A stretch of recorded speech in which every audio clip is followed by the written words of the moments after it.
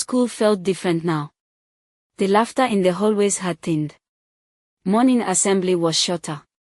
Teachers taught slower, as if they too were tired of pretending everything was normal.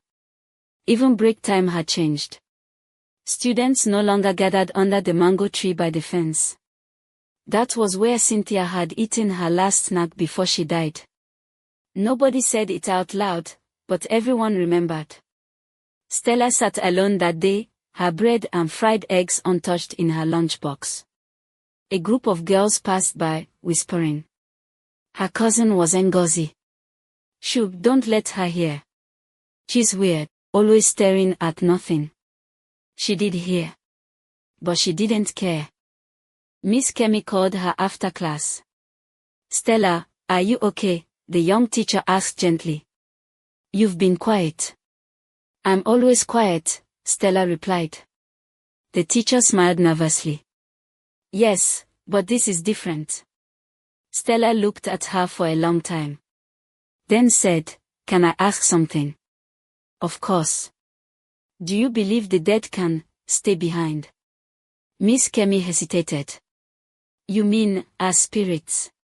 Stella nodded. The teacher adjusted her glasses. Some people believe that. But, most of the time, it's just how the mind copes with loss. Memories. Feelings. Stella looked away. But if you ever feel unsafe, the teacher added quickly, or scared, please tell me. Stella gave a small nod. Later that afternoon, she stayed behind to sweep the classroom. Everyone else had gone home. As she bent to pick up a pencil beneath her desk, she heard it. A whisper. Very faint. Her name. Stella.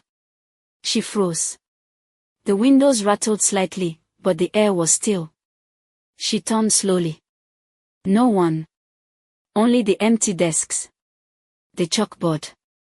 And the faint outline of something near the back wall. A shape. Flickering. Watching. Then gone. The news came the next morning. Miss Kemi was found in her apartment alone, her body curled beside a chair, her hand still clutching the hem of her skirt. Her eyes were wide open. They said it looked like a heart attack. But people whispered otherwise.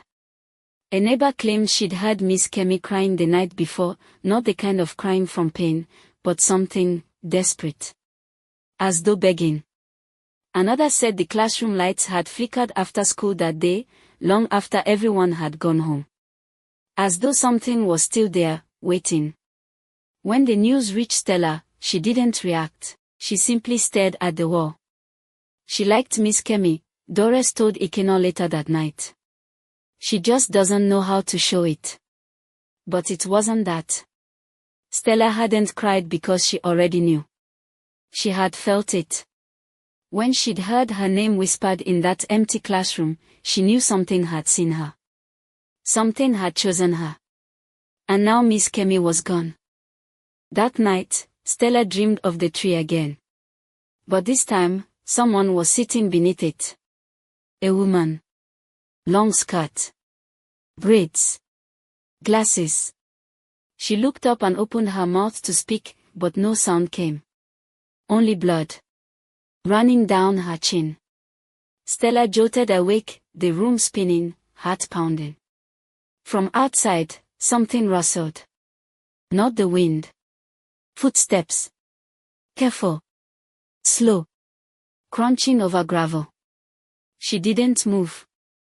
Just listened. They stopped near her window. And then. A knock. 1. 2. Soft. Measured. And a voice, barely above a whisper, Stella.